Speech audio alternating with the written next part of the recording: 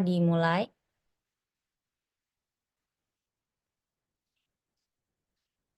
Oke, berdoa selesai. Oke, gimana nih puasa hari ini semuanya?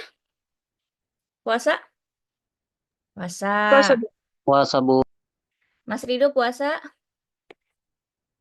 Puasa. Habis dari mana nih nanteng-nanteng tas nih? Mau mudik kah? Enggak, saya lagi di kampus. Oh, udah di kampus. Habis ini ada matkul lagi setelah saya? Enggak ada. Nggak ada, oke ya. Mohon maaf juga hari ini kita daring dulu ya. Insya Allah nanti ketika micro teaching kita full WFH. Oke, teman-teman punya background ini nggak? Virtual background Zoom. Yang seperti saya nih, sudah ada dosen yang nge-share belum? Belum ada? Belum. Oke, Belum saya Bu. ya. Jadi ini nanti virtual background ini bisa teman-teman pakai di mata kuliah apapun di FEB ya secara daring. Ini sudah dibuat oleh tim oleh Bu Wakil Dekan ya. Jadi biar lebih enak dipandang sekedar.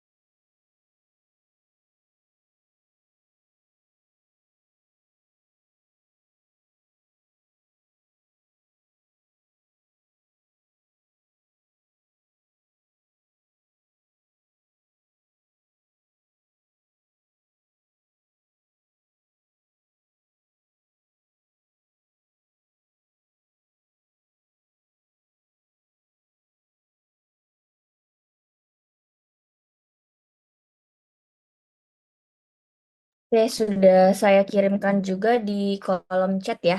Nah, silahkan bisa digunakan ya di matkul-matkul daring ya. Oke,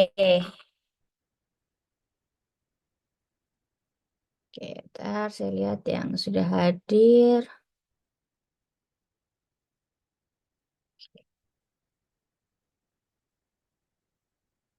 Oke, sip. Oke ya, ada yang masih ingat kita minggu lalu belajar tentang apa? Apa yang kita bahas di pertemuan kita sebelumnya? Motivasi dalam belajar, Bu. Oke, motivasi dalam belajar. Ada apa aja, Mbak? Motivasi internal dan eksternal. Oke, internal dan eksternal. Oke, kita belajar tentang motivasi. Kita belajar apa lagi, Jevano? Belajar apa? Ini kayak udah fokus. Kenapa? Belajar apa Jevano kemarin? Kan Jevano kemarin udah aktif tuh, diskusi, tanya ya. Apa yang diinget? Apa ya Bu? Saya ingat Ya. semuanya sih Bu sebenarnya.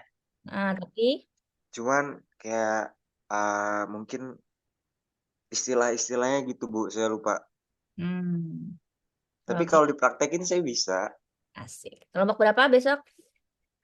Aduh, Lupa juga. Oke. Ya, gimana Jaki? Belajar apa kita minggu lalu, Jaki?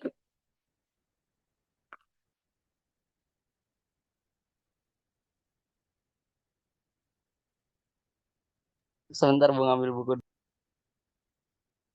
Ya, jadi ini sedikit tips juga buat teman-teman ketika nanti micro teaching, ketika nanti ngajar ya di sekolah gitu ya, sebelum teman-teman memulai pelajaran, hal yang dilakukan adalah mereview dulu ya sedikit pertemuan sebelumnya tuh apa. Supaya apa? Supaya nanti mahasiswa teman-teman gitu ya, nanti mereka ada apa ya?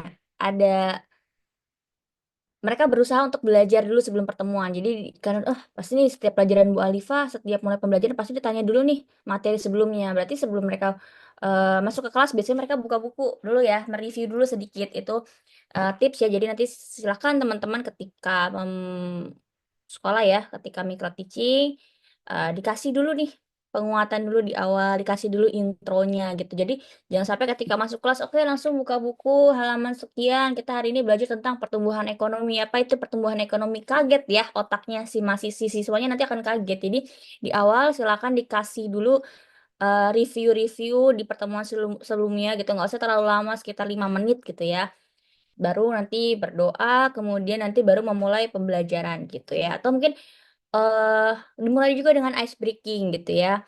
Uh, Mungkin kalau saya di sini di Zoom tidak perlu ya ice breaking. Jadi nanti silakan teman-teman kasih ice breaking nggak usah yang susah-susah gitu ya. Simpel misalnya ngerakin tangan gitu ya atau misalnya nyanyi itu kan salah satu bentuk ice breaking ya. Silakan dikemas gitu ya. Gitu. Oke ya. Sekarang kita mulai ya bahas tentang pemilihan dan juga penentuan metode pembelajaran. Hmm.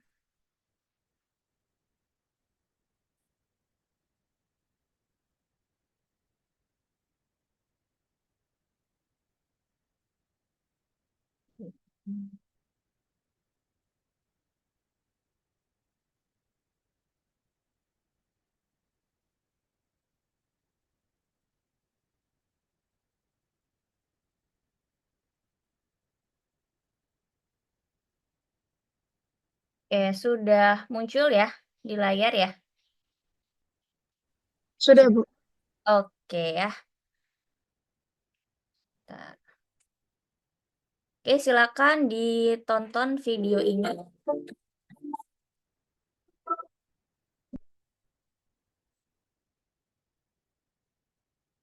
Oke, sudah?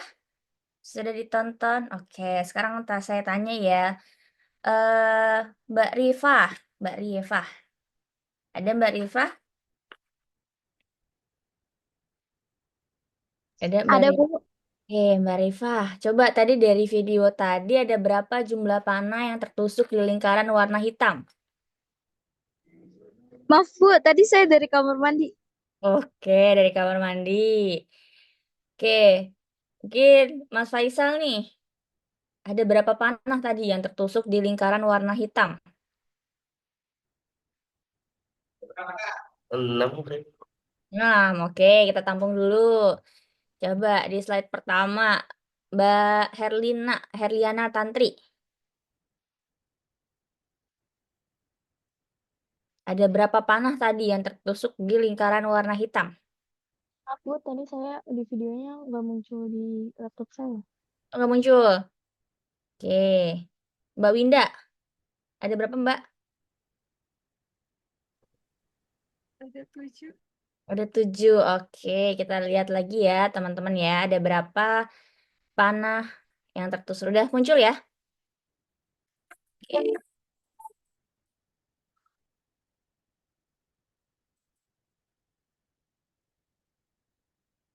Oke ya.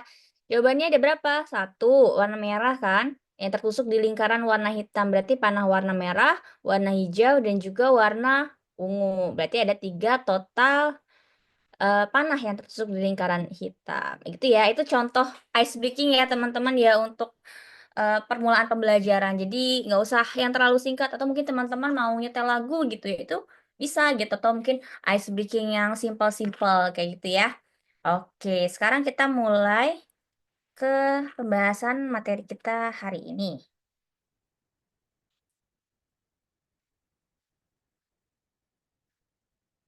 Oke, udah muncul?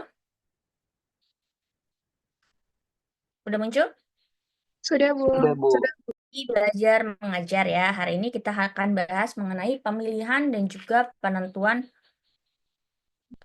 Oke. pemilihan dan penentuan metode pembelajaran. Oke. Nah, ini sempat sudah kita singgung ya di pertemuan satu dan juga pertemuan kedua ya teman-teman. Bagaimana sih kedudukan model, bagaimana kedudukan pendekatan, bagaimana kedudukan metode dan juga strategi pembelajaran ya. Jadi kalau misalnya kemarin kita bahas ya pendekatan pembelajaran itu kan secara garis besarnya ya, secara garis umumnya gitu ya. Maka di sini kita lihat nih, lingkaran paling besar itu adalah pendekatan pembelajaran. Nah, pendekatan pembelajaran terdiri dari apa aja? Ada strategi, metode, begitupun teknik gitu ya. Kemudian di bagian dari strategi itu terdiri dari metode dan juga teknik. Jadi bagian terkecil dalam pendekatan pembelajaran itu adalah teknik pembelajaran ya. Oke. Teknik atau model ya, biasa teman-teman singgung. Ini saya rasa sudah kita pernah bahas ya sama Pak Agus juga. Oke, sekarang kita bahas ada apa aja sih contoh model-model pembelajaran ya. Jadi model pembelajaran itu banyak banget ya. Jadi silakan nanti teman-teman kayaknya waktu teori belajar mengajar juga pernah disinggung ya tentang model-model pembelajaran. Oke, ini ada sekitar 5 ya yang umum kita gunakan dalam proses pembelajaran. Yang pertama itu adalah model pembelajaran langsung. Yang kedua ada model pembelajaran kooperatif.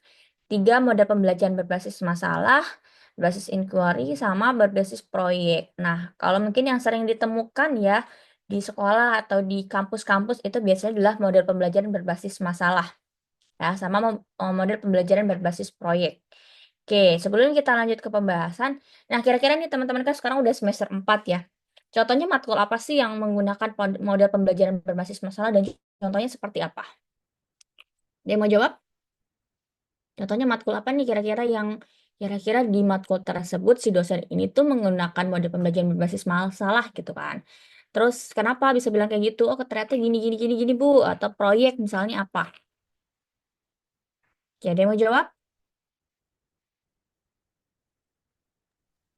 Saya boleh jawab ke Bu? Ya, boleh silakan Mbak Dias ya. Gimana Mbak? Ya, tapi bukan berbasis masalah sama proyek, tapi inquiry. Ya, gimana? Contohnya? Inquiry itu ya Bu, ya, kalau misalnya setiap pertemuan kayak dikasih tugas gitu untuk biar kita ngerjain sendiri gitu secara mandiri buat meresum lagi gitu ya Bu. Itu kan ya Bu?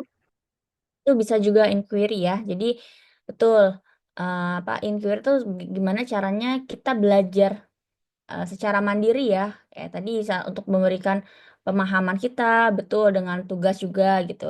Matkul apa biasanya yang sering ngasih tugas tuh, Mbak Dias? Kemarin matkulnya Pak Adit, di semester kemarin matkulnya Pak Adit tentang apa ya? Uh, Lupa lagi Bu, tapi pengajaran-pengajaran juga. Kalau di sekarang ini matkulnya metodologi penelitian, matkulnya Pak Suparno. Apa Suparno? Ya, bisa ya. Oke, good. Mbak Dias ada lagi? Saya Kira-kira izin dari jawab. Oke, siapa nih? Model pembelajaran berbasis Zaki, Bu. Oke, sip. Zaki gimana? Kalau menurut saya model pembelajaran berbasis masalah itu contoh penerapannya di mata kuliah kewirausahaan digital, Bu, di mana kita menganalisis masalah-masalah yang terjadi dalam menghadapi tantangan kewirausahaan digital saat ini untuk dikembangkan agar UM kan kita kalau di Kewirus itu belajar UMKM buat pengembangan go to digital ya Bu, dari yang sebelumnya nggak tahu jadi tahu, dari masalah-masalah tersebut kita pelajari dan kita kembangkan untuk menemukan solusinya Bu di Oke. kewirausahaan digital. Oke, good. Oke, good ya, Jaki ya. Jadi tadi pembelajaran inquiry sudah ada, terus problem based learning juga sudah ada. Ada lagi nggak? Saya Proyek Bu, udah ada nggak? Oke, Pandu. Eh, sebenarnya saya masih bingung nih antara menulisan ini masuk ke berbasis masalah atau inquiry. Jadi di semester 2 kemarin kita ada mata kuliah namanya aplikasi komputer. Jadi di setiap presentasi itu, memang setiap kelompok itu dikasih beberapa tugas untuk mengeksplorasi beberapa software. Nah, mungkin ini juga berbasis masalah di mana kita diinstruksikan untuk kalau misalkan eh, pengen membuat seperti ini, itu bagaimana? Terus kalau misalnya ada kendala di bagian membuat ini, itu penyelesaiannya seperti apa? Nah, itu kan eh, selain kita bisa mengeksplorasi sendiri nih saat mempersiapkan presentasinya atau eh, di presentasinya di pertemuan berikutnya kita juga bisa menyelesaikan masalah-masalah yang eh, umum banget itu dihadapin sama mahasiswa dan dengan adanya presentasi itu kita jadi tahu gitu Bu, kekurangan-kekurangan kita pas ngoperasiin software itu sebelumnya. Oke, good, bisa betul ya. Nanti akan kita singgung ya teman-teman ya, berkaitan dengan 5 mode pembelajaran ya tadi dari Mas Pandu ya. Jadi silakan teman-teman nanti ketika mau interupsi atau menjawab silakan sebutkan nama dulu dulu ya gitu supaya kan karena saya share screen ya tidak semuanya kelihatan di sini wajahnya gitu ya. Oke, good. Oke, sekarang kita bahas satu-satu ya teman-teman ya. Oke, model pembelajaran langsung. Nah, di sini ya, model yang dikembangkan secara khusus untuk meningkatkan proses pembelajaran para siswa ya. Jadi, mereka biasanya di stimulus ya oleh si gurunya gitu ya. Gimana caranya si siswa itu bisa memahami ya materi pembelajaran gitu di sini makanya di sini ditekankan ya meningkatkan proses pembelajaran terutama dalam hal memahami sesuatu pengetahuan. Nah, biasanya di situ si gurunya itu mendistract dulu nih materi pembelajaran kemudian nanti si siswanya nih secara aktif untuk memahami atau mencari apa namanya materi pembelajaran tersebut.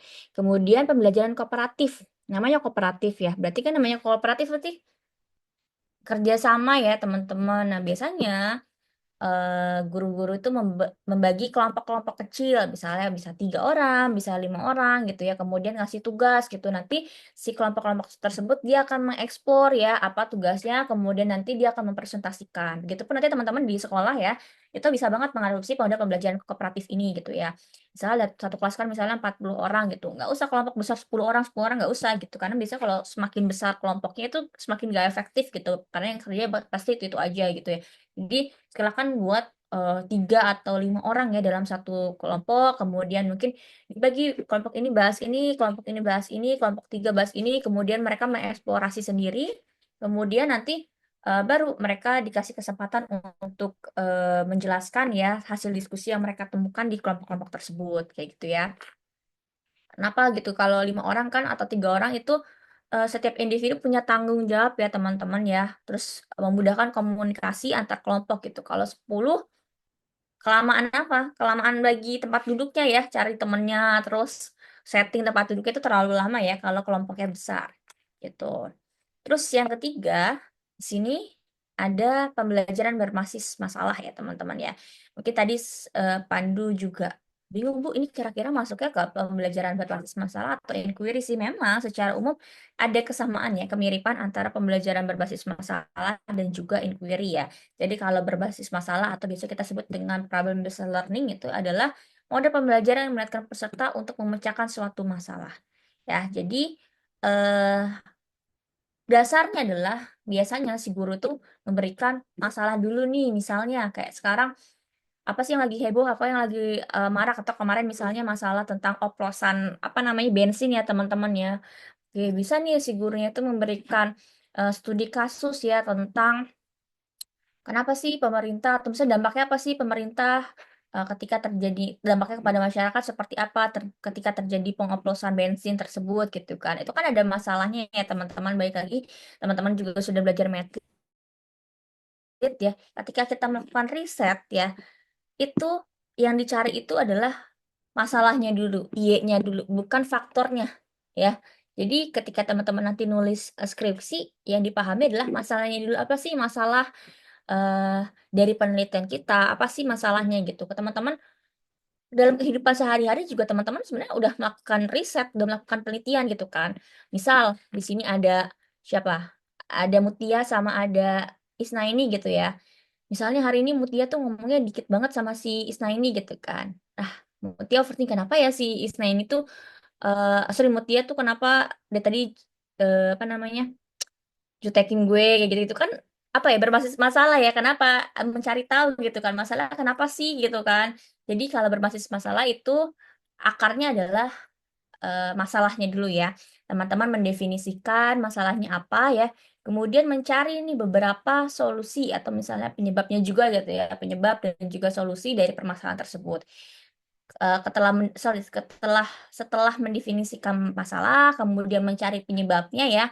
Nah, dari beberapa penyebabnya itu nanti akan dicari solusi. Oh, solusinya mungkin deh gue ajak ngobrol aja atau misalnya ajak nongki gitu-gitu ya. Itu kan solusi ya. Kemudian dari beberapa solusi yang tadi ya, dari penyebab-penyebab tadi diambil satu solusi, kemudian diterapin. Udah habis mata kuliah kita nongki bareng nih di Blok M ya atau misalnya di FEB Mart ya gitu-gitulah atau di Cuan Coffee gitu kan.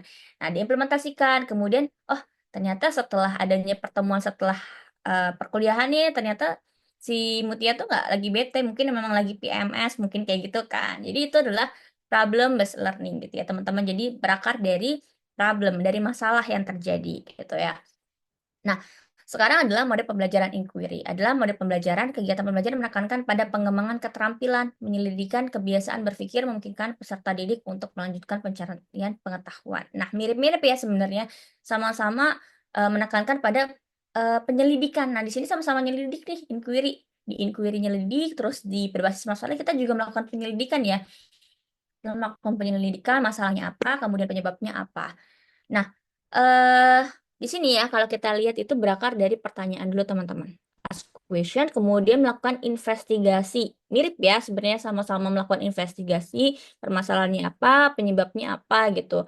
Nah, di sini mungkin yang akan membedakan adalah dia akan melakukan refleksi atau evaluasi ya dari penemuan-penemuan yang sudah ditemukan di sini gitu ya. Melakukan pelanjutan pengetahuan supaya apa nanti ketika adanya refleksi dan evaluasi ya eh, ketika ada pernyataan serupa gitu ya mereka bisa mengatasi atau bisa menjawab pertanyaan-pertanyaan tersebut gitu ya itu jadi perbedaan dari pembelajaran berbasis masalah dan juga pembelajaran inquiry. Oke, selanjutnya adalah pembelajaran berbasis proyek ya, atau biasa kita sebut dengan PJBL atau Project Based Learning. Kalau tadi berbasis masalah kita Problem Based Learning atau PBL, kalau Project Based Learning itu biasa kita singkat dengan PJBL. Itu adalah strategi pembelajaran di mana siswa harus membangun strategi konten mereka sendiri untuk mendemonstrasikan pemahaman baru melalui berbagai representatif gitu. Jadi biasanya mungkin teman-teman waktu SMA suka diminta untuk bikin proyek ya. Misalnya kayak pembuatan mading ya, mading sekolah itu kan termasuk ke dalam model pembelajaran berbasis proyek gitu ya. Atau mungkin sekarang kalau di kurikulum 2013 nggak tahu ya, teman-teman ngerasain nggak P5? Ngerasain nggak waktu sekolah P5? Kalau yang sekarang tuh ada yang namanya P5 teman-teman di sekolah. Itu biasanya beberapa matkul ya, itu dikasih tugas berbasis proyek, mereka misalnya bikin atau simpelnya ketika eh, matkul wirausaha itu kan kadang sebelum ada setelah bisnis plan gitu ya, itu kan kadang mereka disuruh untuk bikin usaha gitu ya, atau wirawiri deh. Kemarin yang wirawiri angkatan 2022 ya, mereka kan disuruh bikin proyek kan ya usaha gitu ya. Nah, itu masuk ke dalam model pembelajaran berbasis proyek. Itu mereka membangun ya, membuat apa namanya produknya, kemudian mereka mendemonstrasikan. Waktu itu kan ada stand-standnya, booth-boothnya gitu ya. Nah, sekarang pertanyaannya adalah teman-teman, mungkin nggak sih dalam satu pembelajaran itu lebih dari satu model? Ya, jawabannya mungkin nggak Mbak Octavia? Mungkin Mbak Herliana? Mungkin, Bu. Mungkin ya. Bahkan nggak usah jauh-jauh deh, kita satu pelajaran lebih, kadang-kadang satu hari aja itu bisa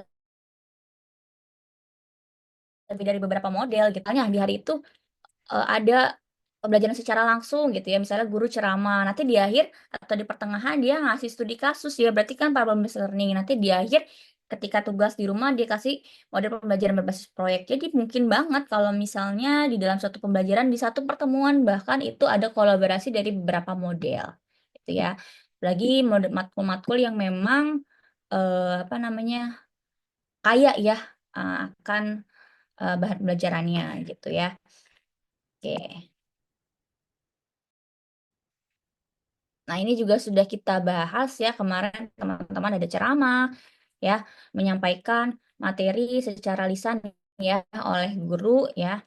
Jadi betul juga metode juga dalam satu pertemuan si guru ini bisa aja mengkombinasikan beberapa metode. Mereka ceramah dulu nih, kemudian dikasih studi kasus ya, yang pada akhirnya si siswa tuh diskusi ya antar kelompok kecil tadi bertiga, berlima ya, mereka saling tukar ide, tukar pendapat gitu ya.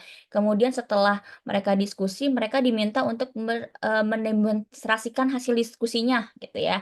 Silakan kelompok satu, misalnya mereka apa namanya memulai pembelajaran, sorry, mereka menyampaikan hasil diskusinya, nanti dilempar ke kelompok dua. Itu kan salah satu metode demonstrasi ya.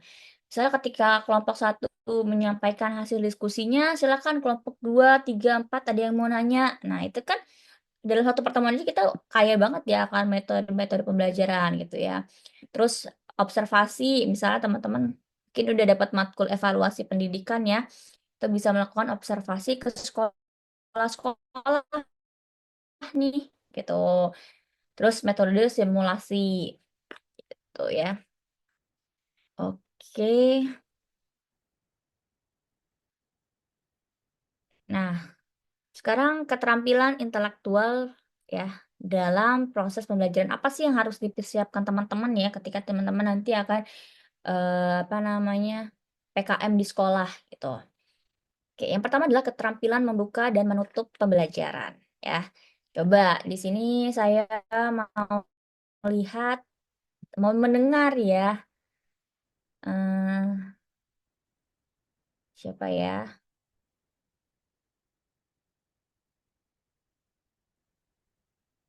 Haidar, coba Haidar, Mas Haidar. Iya Bu, Mas ada Bu. Haidar, terdengar suara saya? Coba saya kasih waktu nih 5 menit Mas Haidar untuk membuka pembelajaran. Misalnya saya dan teman-teman di sini adalah muridnya Mas Haidar nih. Coba kita langsung praktek sedikit ya. Coba Mas Haidar, saya kasih waktu 3 menit deh, nggak usah terlalu lama. Coba buka pembelajaran kita hari ini, matkul misalnya tentang pertumbuhan ekonomi. Oke, silakan. Oke. Maaf ya Bu kalau ada salah nantinya. Ada yang salah kita ya. Silakan. Oke. eh Selamat pagi, selamat gitu makanya. Selamat pagi semuanya. Assalamualaikum warahmatullahi wabarakatuh.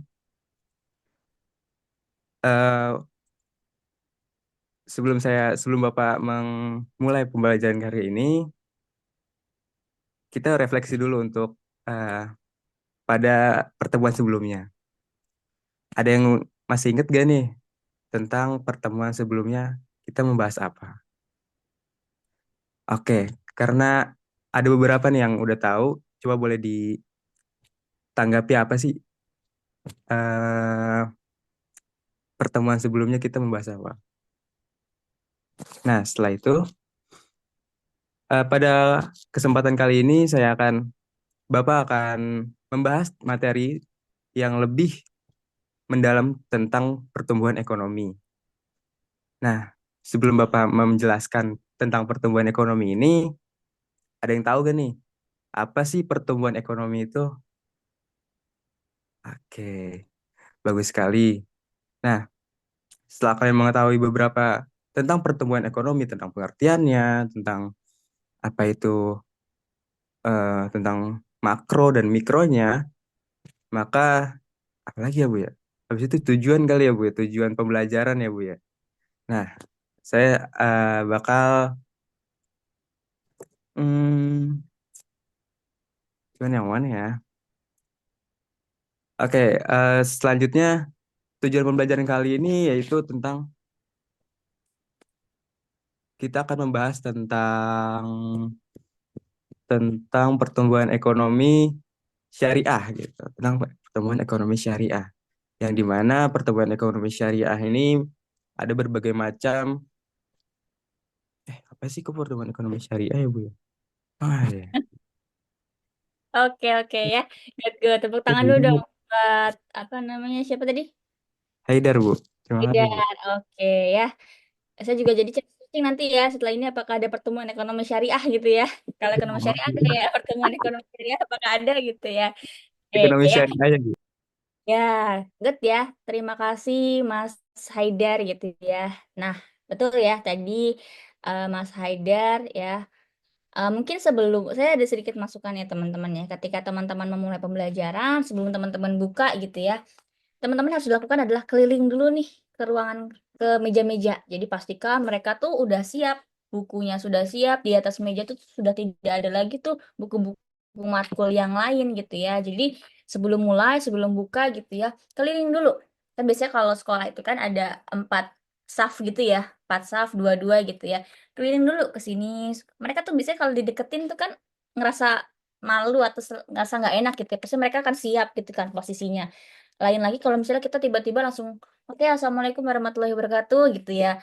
Itu mereka akan kayak nggak akan ke distract gitu. Jadi ketika mulai, sebelum mulai, pastikan dulu keliling dulu nih ke barisan, ke belakang, oke, di baris kedua, kemudian baris ketiga.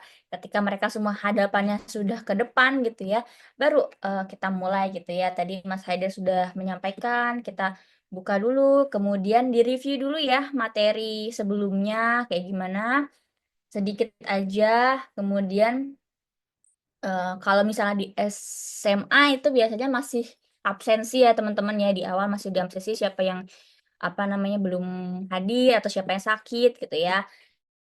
Oke, terus kemudian tadi ya masuk ke dalam materi pembelajaran. Tuh. Oke, jadi keterampilan membuka dan menutup pembelajaran adalah bagian penting dalam proses pembelajaran. Nah, pembuka pembelajaran bagian apa? Tadi menyampaikan tujuan. Jadi kalau tujuan itu sebelum kita mulai pertumbuhan ekonomi, jadi biasanya disebutkan dulu, oke tujuan pembelajaran kita hari ini adalah siswa bisa menjelaskan apa itu pertumbuhan ekonomi, siswa bisa menyebutkan tujuan dari perhitungan pertumbuhan ekonomi, siswa dapat menghitung pertumbuhan ekonomi. Jadi pembukaan itu, kemudian penyampaian tujuan, kemudian motivasi gitu ya. Misalnya motivasinya apa sih? Misalnya sekarang lagi pekan mau UTS atau pekan mendekati pekan ulangan. Nah, teman-teman bisa memberikan motivasi, semangat, dan lain-lain gitu ya. Oke, terus bisa juga berkait mereview dengan materi pembelajaran sebelumnya. Itu adalah bagian dari pembukaan pembelajaran. Nah, kemudian apa aja yang berkaitan dengan penutupan pembelajaran ya? Ketika semua sudah kita bahas sih tentang pertumbuhan ekonomi, kita review, kita merangkum. Contoh misalnya adalah sebelum teman-teman ngerangkum ya, sebelum kalian merangkum, kalian bisa melempar dulu nih ke si siswanya. Nggak usah banyak-banyak, satu orang aja gitu ya. Misal, oke coba Andrian gitu ya. Apa yang kamu dapat dari pembelajaran kita hari ini? Nah, baru mereka kan ke distract ya. Kalau teman-teman, kenapa saya juga suka nunjuk gitu ya. Nah, itu bisa teman-teman lakukan. Kalau misalnya ditunjuk kan berarti semua orang selama pembelajaran itu akan dituntut untuk memperhatikan gitu ya. Jadi silakan nanti tunjuk aja satu orang gitu. Kemudian ketika dia sudah menjawab, tapi teman-teman harus melengkapi gitu ya. Oh, oke pembelajaran kita betul kata Mas Andrian gitu ya. Kalau misalnya pembelajaran hari ini tentang ini. Nanti teman-teman apa namanya? eh sampaikan, tambahkan gitu ya rangkuman pembelajaran gitu. Itu salah satu evaluasi kita juga. Oh, ternyata kalau misalnya si siswanya itu bisa menjawab atau merangkum pembelajaran berarti pembelajarannya sudah sesuai nih dengan tujuan pembelajaran gitu ya. Kalau misalnya nanya nih ternyata mereka nggak bisa jawab itu kan kita perlu mempertanyakan ya gitu kan. Oh berarti mungkin di part ini, di bagian ini mereka kurang paham. Nanti teman-teman bisa mereview lagi. Oh berarti, oh kalau misalnya ya contoh tentang apa rumus pertumbuhan ekonomi terus mereka nggak bisa jawab. Berarti kan itu evaluasi untuk kita juga. Oh berarti kita bisa ngasih tugas nih, tugas supaya mereka bisa mendalami lagi, mereka bisa mempelajari lagi gitu ya. Kemudian refleksi ya, refleksi, kemudian pemberian tugas dan juga arahan ya. Oke, ini sedikit tentang pembukaan dan juga penutupan pembelajaran. Nah, ini selanjutnya kita masuk ke dalam inti pembelajaran ya teman-teman ya. Jadi kalau proses pembelajaran itu kan ada pembukaan, inti pembelajaran, dan juga penutupan pembelajaran. Nah, yang masuk ke dalam inti pembelajaran salah satu adalah keterampilan untuk menjelaskan ya teman-teman ya, di mana kemampuan si guru untuk menyampaikan materi ya secara sistematis dan juga mudah dipahami gitu ya. Apa aja yang perlu diperhatikan? Penggunaan bahasa yang jelas ya, sesuai dengan tingkat pemahaman peserta didik. Yang tadi yang kemarin sudah saya singgung ya. Kalau misalnya teman-teman nanti mengajarnya di tingkat SMA, maka pakailah istilah-istilah yang awam, istilah-istilah yang mudah dipahami anak SMA. Ya, jadi sesuaikan dengan jenjangnya. Misal anak PGSD dia ngajarnya di SD, ya gunakan istilah-istilah yang familiar di lingkungan SD gitu ya. Jadi sesuaikan dengan tingkat di mana teman-teman mengajar gitu ya. Yang kedua adalah memberikan contoh konkret dan juga ilustrasi. Jadi kalau misalnya teman-teman bahas nih tentang materi ekonomi gitu ya, tentang pengantar ekonomi atau konsep ekonomi, ya berikan contohnya. Oh, ketika teman-teman, ketika kalian jajan di kantin, jadi berilah contoh yang memang memang mereka lalui, mereka lakukan gitu ya. Jadi jangan ngasih contoh yang apa namanya, yang nggak terjadi di mereka. Jadi usahakan ya kasih contoh-contoh yang sesuai dengan yang biasanya anak SMA lakukan gitu ya. Terus menggunakan analogi dan juga perumpamaan gitu ya. Oke. Oke, kemudian adalah keterampilan bertanya. Ya, ini adalah teknik utama dalam pembelajaran untuk mendorong keterlibatan si peserta didik. Ya, ini adalah contoh ya teman-teman ya. Ada pertanyaan konvergen, divergen, sama probing. Nah, apa sih konvergen? Itu ya adalah pertanyaan jawaban terbatas dan biasanya berupa fakta. Atau bisa jawabannya cuma satu gitu ya. Oke, kalau pertanyaan divergen itu memerlukan pemikiran kritis. Jadi nggak ada tuh yang namanya jawaban benar, jawaban salah ya. Jadi di sini peserta didik si siswa tersebut apa namanya berupaya ya untuk menyampaikan pendapatannya, pemikirannya gitu ya. Misalnya apa ya? Ada yang bisa kasih contoh? Contoh pertanyaan konvergen apa deh? Yang pertama, yang jawabannya terbatas dan biasanya berupa fakta.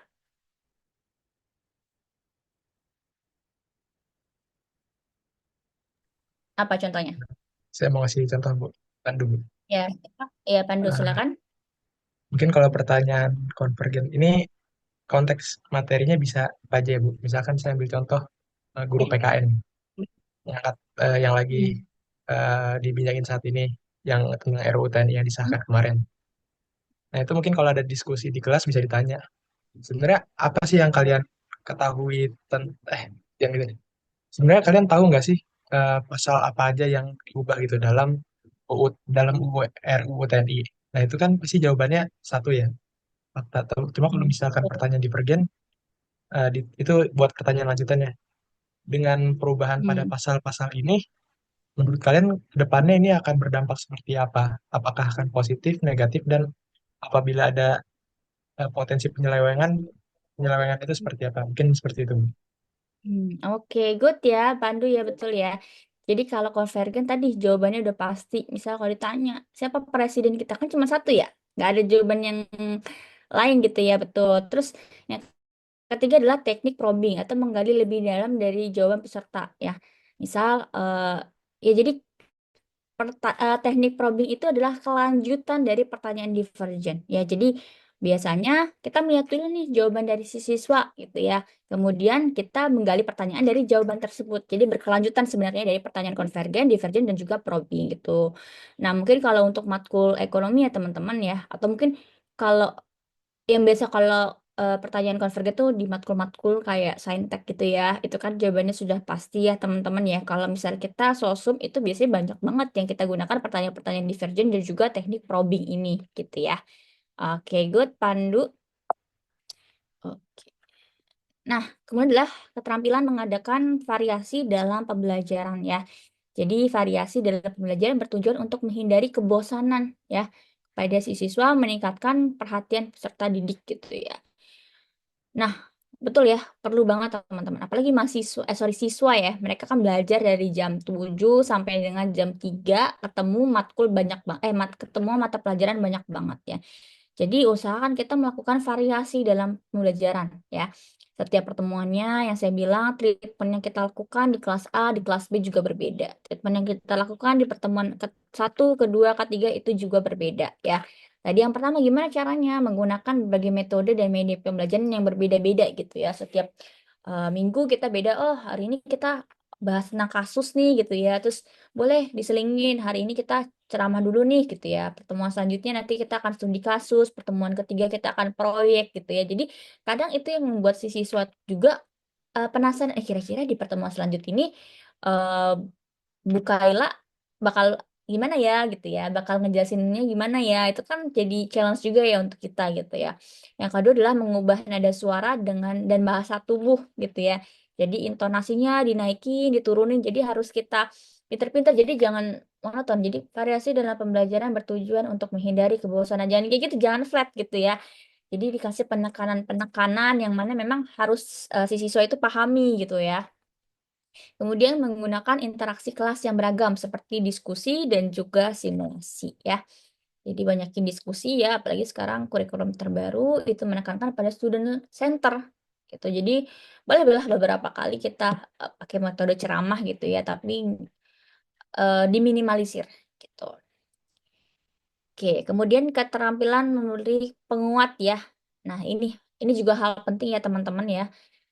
Penguatan dalam pembelajaran. Itu contohnya ada apa aja? Penguatan verbal ya, memberikan pujian, misalnya tadi Jevano bisa jawab ya, gitu ya, bilang keren atau bagus, hebat, tadi Pandu juga gitu ya. Kemudian memberikan penguatan nonverbal ya. Tadi kita kasih tepuk tangan, misalnya kayak gitu kan. Itu kan adalah penguatan nonverbal dalam bentuk isyarat tubuh gitu ya. Atau misalnya tadi jawab, misalnya siapa yang jawab, misalnya tadi Mbak Herliana gitu. Saya memberikan penguatan nonverbal gitu, anggukan, oh berarti benar jawabannya Mbak Herliana tadi benar gitu ya. Kemudian memberikan penguatan dalam bentuk penghargaan ya. Biasanya mungkin beberapa guru, beberapa dosen suka ngasih games, nanti ada rewardnya ya, entah permen, entah bembeng gitu ya. Itu adalah contoh penguatan-penguatan yang diberikan oleh guru dalam kelas gitu ya. Oke. Nah, kemudian adalah keterampilan membimbing diskusi ya teman-teman. Jadi ini harus diperhatikan juga. Jadi kalau misalnya kalian gitu memberikan tugas diskusi kepada siswa gitu ya, jangan ditinggal gitu. Jadi oke, sekarang kalian diskusi, ibu kasih waktu misalnya 30 menit, udah kalian ke ruang guru, enggak gitu ya. Jadi ketika kalian menyuruh siswa kalian untuk diskusi, kalian juga muter dari kelompok 1 ke kelompok 2, kelompok 3. Jadi memastikan bahwa semua anggota itu bekerja gitu ya, supaya diskusinya juga interaktif gitu ya. Jadi pastikan juga mereka itu apa namanya, berdiskusi gitu ya. Jadi contohnya menyusun pertanyaan yang merasa pemikiran. Misalkan kan kalian perhatiin ini per kelompok, oh mereka lagi bahas gini gini gini.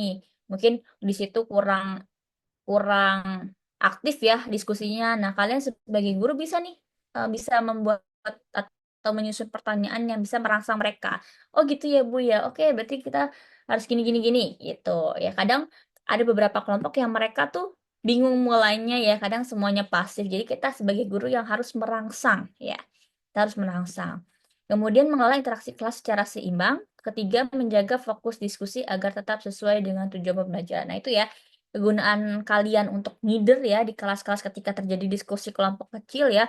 Kadang kan ada aja yang langsung main HP atau buka yang lain atau buka buku yang lain gitu ya atau misalnya ngobrol. Nah, kenapa kalian harus juga muter ya ketika terjadi proses diskusi ini gitu. Oke, sorry ya ini bukan penguat, harusnya pengelolaan kelas ya.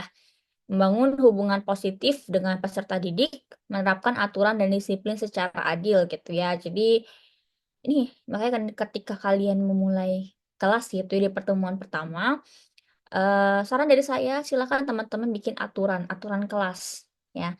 Aturan kelas misal kalau kayak saya kalau secara luring gitu ya, eh, bisa kan dosen-dosen memberikan aturan kelas keterlambatan ya maksimal berapa ya, itu kan termasuk aturan kelas. Atau misalnya nggak boleh megang handphone, atau misalnya nggak boleh apa, itu adalah aturan kelas yang harus dipenuhi oleh semua peserta didik. Makanya kenapa aturan dan kelas ini harus sampaikan di awal pertemuan. Jadi ketika teman-teman nanti PKM ya, sampaikan dulu aturan kelasnya apa gitu. Walaupun sebenarnya aturan kelas adalah turunan ya dari aturan sekolah gitu. Jadi silakan teman-teman riset dulu ya. Sebelumnya riset dulu di sekolah itu tuh kayak gimana. Apakah boleh main HP? Apakah boleh menggunakan HP untuk proses pembelajaran? Apakah nggak boleh gitu kan? Ada beberapa sekolah yang memang full handphonenya dikumpulkan gitu ya. Ada yang boleh selama proses pembelajaran gitu ya. Jadi silakan di riset dulu sebelum teman-teman masuk ke dalam kelas gitu ya. Kan bisa nanti dosen pembimbing akan ngantar ya ke sekolah tersebut, akan sowan dulu ke guru-guru pamongnya. Biasanya ada sekitar jeda sebulanan ya dari pengantaran gitu ya. atau 2 minggu, silakan di situ tanya-tanya dulu nih ke guru-guru tersebut gimana sih proses pembelajaran di sekolah ini gitu ya, aturannya seperti apa gitu ya. Oke, jam berapa sekarang? Sih ya. Mungkin kita sampai 11.30 ya teman-teman ya. Ya, Pak. Oke, sekarang adalah inovasi dalam kegiatan pembelajaran. Ya. Nah, tadi kan kita singgung ya, biar pembelajaran itu nggak monoton ya, setiap minggu itu aja, kita perlu yang namanya eh inovasi ya dalam pembelajaran. Nah, di sini ada beberapa inovasi ya. Yang pertama adalah quantum learning ya. Ini bukan bimbel ya, bukan quantum bimbel ya. Ini adalah motivasi dalam pembelajaran ya. Pembelajaran kuantum adalah pendekatan yang mengoptimalkan potensi belajar peserta didik dengan menciptakan suasana yang menyenangkan. Nah, di sini harus digarisbawahi adalah menciptakan suasana yang menyenangkan dan merangsang motivasi belajar. Ya. Oke. Nah, beberapa poin memang ya. Cara kita menciptakan suasana belajar dan motivasi belajar itu setiap orang beda-beda, benar nggak? Ya. Kita menciptakan suasana belajar. Misal, Dias tuh lebih suka belajar lampunya nggak terlalu terang gitu ya. Atau mungkin Jennifer lebih suka lampunya yang terang. Itu kan adalah cara kita ya untuk mengatur suasana belajar kita. Atau misalnya ruang kelas. Saya sukanya kalau misalnya belajar itu yang dingin gitu, yang AC-nya 16 gitu kan. Ada yang sukanya, saya nggak suka dingin gitu, nanti malah ngantuk dan lain-lain. Itu kan adalah cara kita untuk menciptakan suasana belajar. Ada yang sukanya di meja belajar gitu. Ada misalnya yang sukanya sambil rebahan atau sambil ini gitu kan. Itu kan adalah cara kita, si individu itu menciptakan suasana belajar. Kalau kita udah tahu suasana belajar yang efektif untuk kita mudah aja gitu ya mengerjakan tugas, belajar tuh enak banget gitu. Tapi ada beberapa orang yang memang belum menemukan suasana belajar mereka. Ya. Jadi di sini si peserta didik tuh kita harus kan kita ya sebenarnya kita harus membantu juga si peserta didik itu untuk mengetahui ya suasana dalam belajar mereka gitu ya. Terus juga merangsang motivasi ya dengan cara apa? Memberikan interaksi positif ya. Kita memberikan penguatan, kita memberikan motivasi juga. Terus kemudian lingkungan belajar yang nyaman dan kondusif ya. Jadi akan ada beberapa siswa juga yang nggak bisa tuh belajar berisik ya. Ada yang bisa misalnya belajar sambil dengerin musik, tapi kan kalau misalnya di kelas, jadi kita nih sebagai guru yang harus mengkondisifkan si kelas tersebut gitu ya. Misalnya dirasa sudah ramai banget ya, jadi kalian bisa memberikan interupsi ke siswa gitu ya, menenangkan kelas supaya teman-teman yang lain nggak terganggu gitu ya. Kemudian menggunakan strategi belajar yang aktif dan juga melibatkan berbagai indera, ya, pemberian umpan balik yang konstruktif untuk meningkatkan pemahaman ya. Ini tadi sekilas sudah dibahas juga. Kemudian nih pembelajaran kompetensi ya. Pembelajaran kompetensi berfokus pada pencapaian keterampilan, pengetahuan yang dapat diterapkan dalam kehidupan nyata. Ya, di sini ya menekankan keterampilan praktis, menggunakan asesmen berbasis kerja, menerapkan pembelajaran yang fleksibel ya. Kadang kadang tuh kalau di lingkungan SMA ya, saya beberapa kali memperhatikan gitu ya. Kalau di SMA tuh jiwa ambisiusnya tuh masih ada ya. Jadi silakan teman-teman misalnya ketika ada soal segala macam buatlah itu sebagai kompetisi gitu ya. Buatlah sebagai kompetisi gitu ya. Supaya tadi orang-orang yang kadang tuh kita kalau ngeliat orang apa namanya bisa kadang ada terpacu ya, tapi kan kadang udahlah males gitu ya. Jadi kita sebagai guru yang harus membaca itu, yang harus memunculkan sifat-sifat ambisius ke siswa-siswa kita gitu ya. Jadi ambisius itu nggak selalu negatif ya teman-teman ya. Jadi kita nggak masalah kalau siswa tersebut ambisius gitu ya. Kemudian pembelajaran kontekstual ya. Ini bisa teman-teman baca ya, pembelajaran yang bertujuan untuk menghubungkan materi pembelajaran dan juga situasi kehidupan. Tadi ya, berikan contoh-contoh yang memang sedang terjadi saat ini gitu ya. Contoh-contoh yang memang relevan di lingkungan SMA seperti apa. Tuh. Supaya mereka juga kebayang kalau kita ngomongin yang terlalu kosakata yang terlalu susah gitu yang mereka aja nggak tahu, mereka nggak akan kebayang dan nggak akan memunculkan sifat kritis mereka gitu ya. Oke. Kadang kalau misalnya bisa aja memunculkan sifat kritis mereka. Cuma kan mereka harus baca dulu, harus ini dulu. Kalau misalnya kita pertemuan langsung di dalam kelas akan habis waktunya gitu ya. Oke, ini pembelajaran elektronik ya. Saya rasa sudah mulai ya di sekolah-sekolah dan kita kan tinggal di Jakarta ya. Eh, Insya Allah sekolah-sekolahnya sudah mendukung semua gitu dan siswa-siswanya punya gadget semua gitu ya. Di sini teman-teman kan pasti sudah ada LMS, tapi kalau misalnya di SMA kayaknya jarang sih yang sudah punya LMS ya. Gitu. Paling ya WA group, terus misalnya paling apa namanya? Iya, WA Group paling ya. Terus pemanfaatan video, animasi, simulasi untuk mendukung pemahaman konsep ya silakan. Kalau misalnya membuat video pembelajaran ya. Terus interaksi berbasis forum dan diskusi ya untuk meningkatkan kolaborasi. Penggunaan asesmen digital untuk mengukur pencapaian pembelajaran. Ya, ini research ya, pendekatan berbasis sumber daya ya. Di sini menekankan pemanfaatan belajar kerjasama antar peserta didik. Ya, sini menggabungkan ya semua sumber daya. Siapa aja? Ada tadi elektronik lah, ada guru lah ya. Oke, udah habis. Sampai sini ada pertanyaan teman-teman berkaitan apa yang sudah kita bahas? Atau mungkin ada yang mau didiskusikan gitu ya, bingung gitu, atau misalnya mau minta tips, kita saling-saling sharing aja ya, gitu tips kalau misalnya menghadapi siswa yang seperti apa gitu ya, ada nggak kira-kira?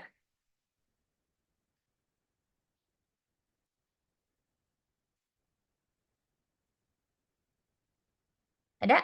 Kalau udah paham semua?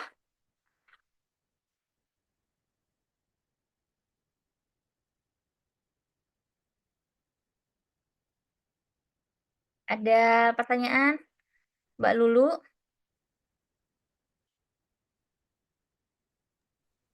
Nah, saya mau izin bertanya, Bu. Ya boleh, gimana? Sebelumnya saya Oke, ingin oke. perkenalkan ya, Bu. Saya Ria Rian. Saya mau nanya di bagian yang keterampilan memberi penguat itu, Bu. Yang penguatan berbentuk penghargaan gitu. Nah, kebetulan kan saya juga setiap hari Jumat itu ngajar kayak keputrian di sekolah SMA gitu ya, Bu ya. Nah, itu biasanya saya kasih hadiah atau reward gitu lah buat mancing mereka supaya aktif gitu.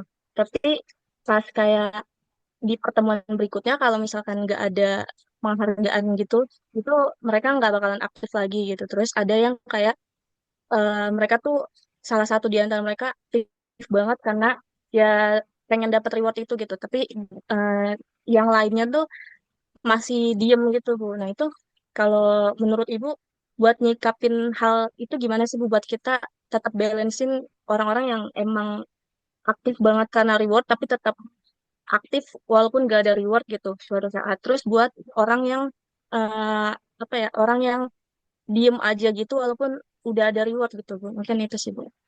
Oke, sip, good. Pertanyaan yang bagus ya dari Mbak Ririn ya gitu ya. Ya, itu salah satu kelemahan ya teman-teman ya apa nih? Oh, presensi, oke ya. Ya, jadi gitu ya. Nah, itu tadi pentingnya kita melakukan inovasi pembelajaran ya, teman-teman. Biar kita nggak monoton pembelajaran itu aja. Makanya setiap minggu tuh kita harus ada keterbaruan ya. Nah, gimana sih caranya, Bu? Eh, nah, kalau Mbak Riri nih, biasanya di awal pembelajaran atau di awal materi itu ngasih tahu nggak? Oh, nanti ada rewardnya nih kalau kalian aktif gitu, atau enggak? Biasanya enggak sih, Bu. Ya, biasanya gitu. Ya, kalau saya biasanya kalau ngasih reward tuh nggak ngomong di awal. Jadi, kalau oke boleh dari pertemuan pertama kita kasih reward gitu ya. Pertemuan-pertemuan selanjutnya nggak usah dibilang gitu supaya mereka taunya di akhir gitu ya. Walaupun di pertemuan tersebut nggak ada reward, tapi kan oh minggu lalu Bu Ririn ngasih reward. Jadi mereka tetap jawab dulu nih sebelum apa namanya sebelum adanya reward. Walaupun nggak ada ya udah kan mereka udah jawab juga gitu ya. Terus pertanyaan kedua, gimana caranya supaya si siswa yang nggak aktif itu bisa aktif gitu ya dalam bertanya gitu ya. Itu tadi kalian harus ngasih pemantik ya teman-teman, ngasih pemantik dan melakukan inovasi dalam pembelajaran gitu. Nah, biasanya kalau keputrian itu kan apa? Mbak Ririn ngejelas ini aja ya, maksudnya satu arah ya, maksudnya tinggal sama tanya jawab gitu ya, kalau keputrian Iya, Bu, satu arah sih. satu arah gitu ya.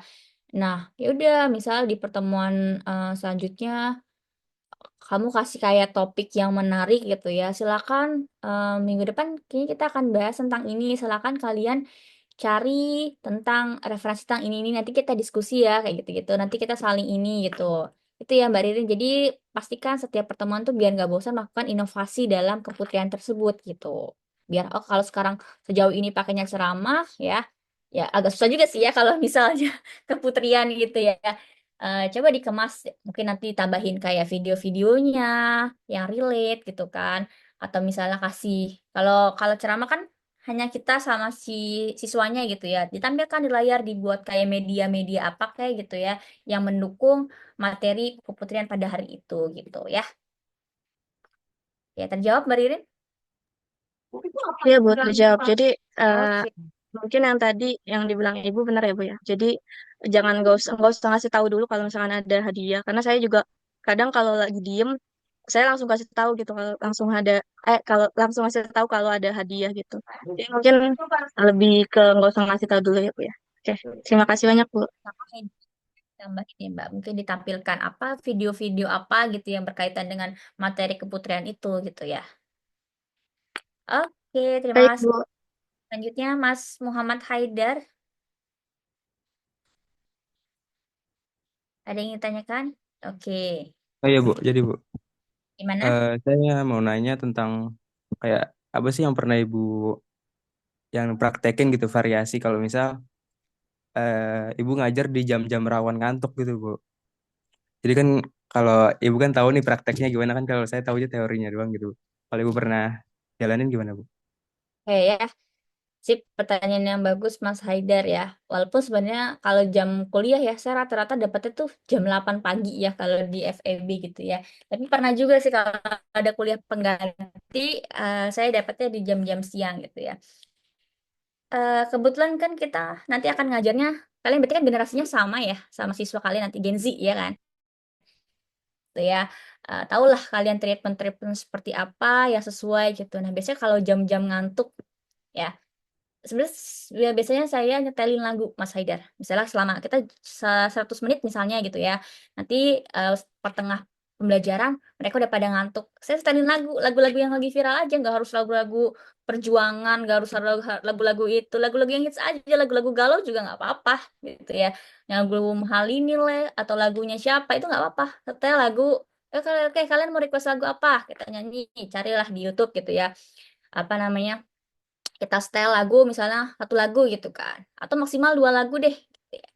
Satu lagu udah setel, dua lagu biar mereka nyanyi bareng-bareng nggak apa-apa, itu mereka kan jadi ke distract juga ya. Oke, biar mereka fokus juga dan biar nggak bosan juga, jadi nyetel lagu aja. Kalau saya biasanya nyetel lagu, mau lagu apa, lagu ini Bu, ya udah ayo. Lagu kedua, oke ya udah bisa mulai lagi kita pelajaran boleh. Nah mereka bakal semangat lagi gitu Mas Haidar. Kalau saya itu pertama bisa melalui lagu, atau misalnya yang kedua, kalau udah mulai ngantuk ya, kadang mungkin disesuaikan juga sama waktunya. Dikasih spare waktu dulu aja. Oke, kita istirahat dulu deh.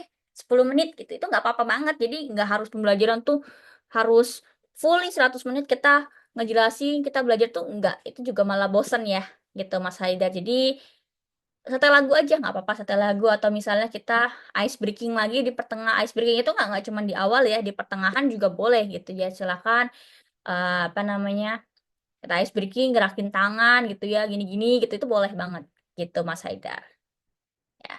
Jadi silakan Mas Haidar nih kalau misal nanti apa namanya, siapin list-list lagu yang lagi hits nih saat ini nih gitu, boleh banget gitu. Itu ya, terjawab Mas Baik Haidar? Bu, terima kasih Bu. Oke, Jawab Bu. ada lagi Mas dan Mbak?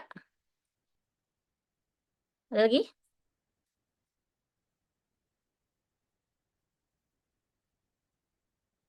Ada lagi Mas Jevano? Enggak ada, Bu. Nggak Belum ada. ada. Kenapa hari ini tidak semangat sepertinya Jevano? Semangat, Bu. Cuman saya kalau kayak gini tuh ya nggak apa-apa sih. Jadi dari gambarnya semangat, cuman ada cumannya. Semangat, Oke Bu. ya. Cuman saya kurang semangat banget lah. Kenapa? Kurangnya kenapa? Eh, Kesiangan, Bu, saya bangun. Jangan. Mm-mm. Ya udah ya. Ya, teman-teman, ini karena sudah 11.25 ya. Kita ketemu lagi nanti di pertemuan abis maghrib kan tuh. Abis lebaran. Abis lebaran, nanti mungkin saya akan kasih tugas ya teman-teman ya. eh Tugas bikin poster ya. Ya, saya rasa di sini semua udah ahlinya Canva ya, ahlinya bikin-bikin desain. Jadi silakan buat tentang deep learning ya, deep learning ya. Jadi silakan dikasih gambar, dikasih apa namanya icon-icon yang menarik ya. Dibuat ukurannya ukuran poster ya, ukuran poster. Terus kemudian nanti dikumpulkannya di kita kuliah tanggal berapa sih? Hari Jumat ya, setiap hari Jumat ya. Mungkin dikumpulinnya di tanggal maksimal ya 28 seminggu ya. Range waktunya ya 28 Maret ya. Jadi biar setelah 28 Maret kalian nanti kan libur lebaran, kemudian fokus aja untuk nyiapin micro teaching. Gitu ya. Ada pertanyaan untuk tugasnya? Ibu izin bertanya. Ya. Untuk Eh, penilaian, untuk penilaian yang micro teaching itu jadinya pakai Google Form atau gimana Bu? Atau kita print? saya belum nanya ya ke Pak Agus ya. Oke, nanti coba saya tanya ya hari ini ya.